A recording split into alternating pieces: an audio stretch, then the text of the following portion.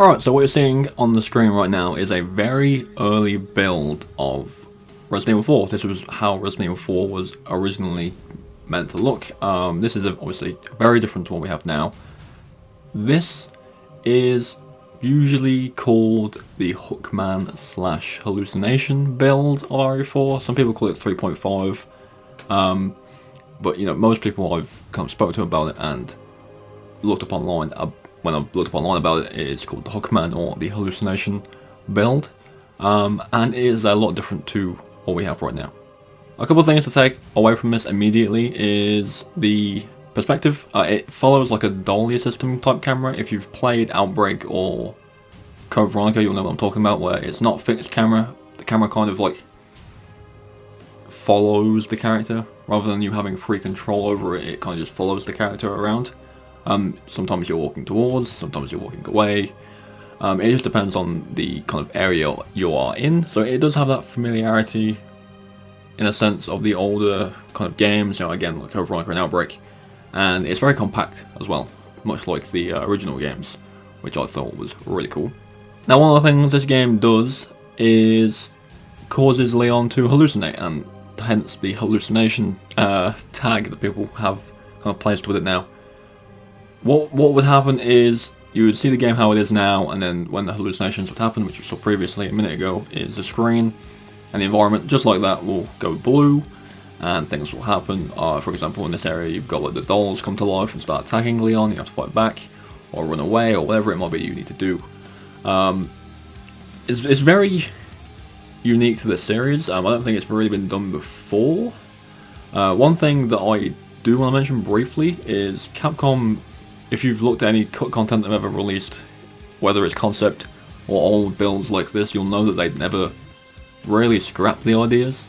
Yes, it may look different when they like really kind of add it into a game, but take this room for example. This is a doll room. All the dolls come to life. You know, fast forward to last year, you know, in May when Village released, and there was a whole section with the dolls that came to life and tried to kill you. Like, I very much think that that idea was taken from this, mainly because not only are Village and 4 so similar, but it's a good idea. It's a good idea. It's a generic horror trope with like the spooky dolls and stuff, but it works. So why not add it to Village? You know, because it's an idea they had, they scrapped. Why not try something different? This game did seem to have more of a focus on the horror, much like the original 3. Obviously, if you've played 4 and 5 and 6, obviously you'll know that from 4 upwards until 7, the game did shift to a more action-focused game. Not so much 4, but definitely 5 and 6. This one did seem to keep the originality of horror and exploration over combat, which I always prefer. Like, I think 4 and Village are just right. 5 to an extent, I really do like 5, so I'm kind of biased, but I do like 5 anyway. And then 6 I think is a bit too kind of action focused, but this game definitely had the horror. Next reason why it's called the Hookman build, you have the Hookman. You know, he's a ghost, clearly, that only appears in hallucination sequences by the look of it. The dudes chase Leon around, kind of like an old school pursuer like Nemesis and stuff. Obviously the pursuer types are a lot more kind of prominent in the games now. Obviously you've got Jack in 7, Nemesis in 3 and 3R, Mr. X in 2 Remake, and then Dimitrescu in Village. I do think the whole pursuer type trope is getting a little bit stale now. Not because it's a bad thing, but because once you've beat the game once, you know exactly where they're going to be, you know exactly what they're going to do, and they just become a nuisance at that point, like they're just in the way.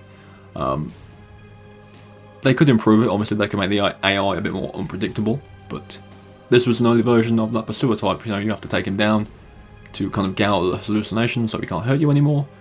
And that's a really cool thing. I like the whole shift between kind of the real world and the fake world. I think it's pretty cool. It's a good idea. I always kind of find that quite interesting in games. On top of the kind of perspective of the game, you can clearly tell that you have, once again, the kind of aim down sights can't move, but you have the red dot still from that is actually in RE4 now still.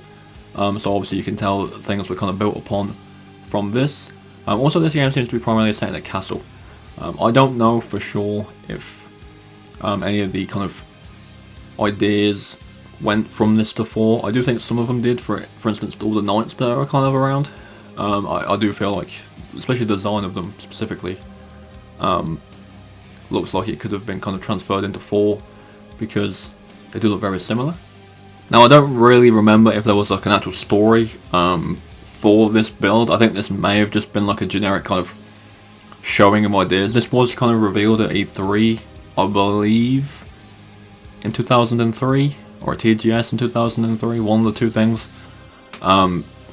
So, you know, it's old, and this is before the game even launched.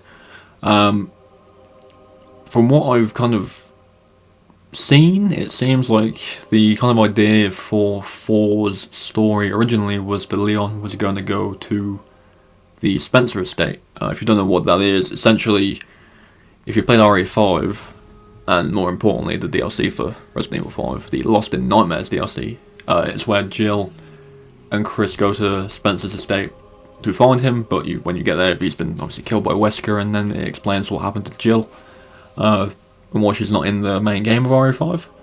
I believe that was originally going to be the story Leon would take, and it was to do with the Progenerator virus, which again is a bit more kind of mentioned in 5, I believe, with like the whole the flowers and the stairway to something. I don't really remember that whole kind of part, but you know what I mean. It's a circle room with all the flowers, basically.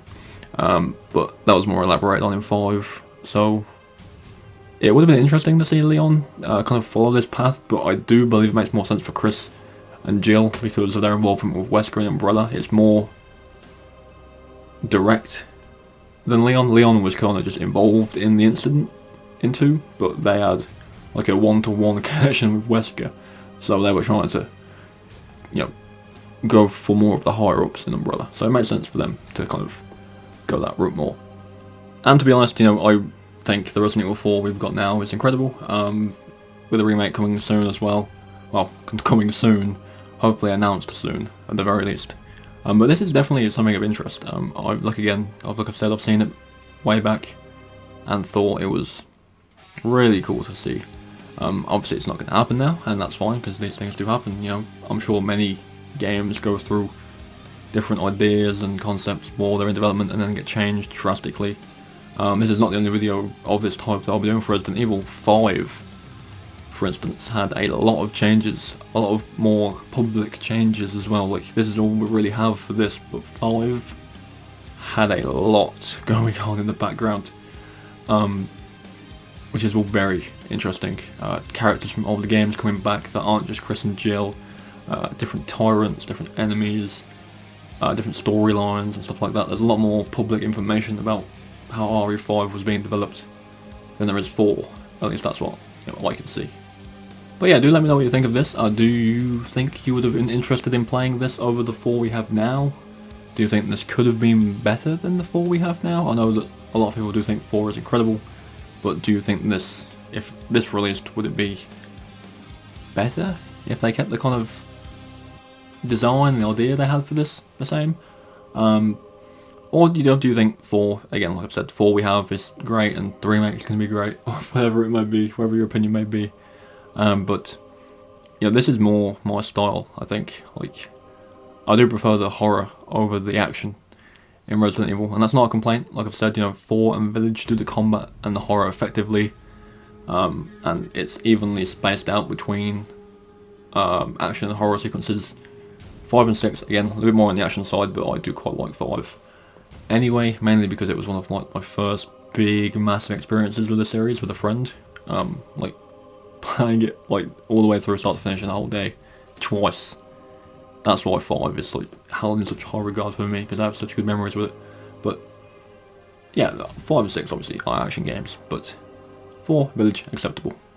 So this horror version, I'll say, of RE4 could have been interesting. So yeah, do let me know what you think down in the comments. And I'll be doing the Resident Evil 5 video probably this week as well. I'm kind of in the process of recording and editing that together, so it should be out by the end of the week.